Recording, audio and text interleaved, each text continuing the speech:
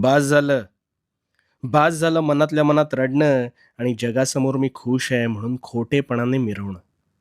प्रचंड त्रास होतोय तुला. बाहेर पडायचंय ना यातून. मग आता शांतपणे मी काय सांगतोय ते ऐक.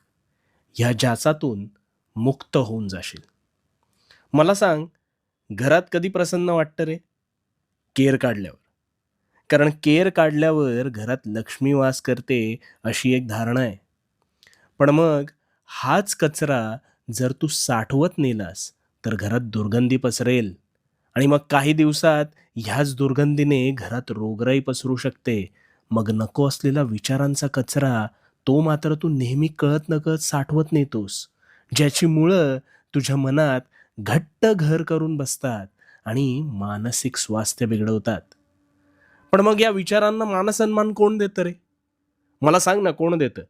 तूच ना.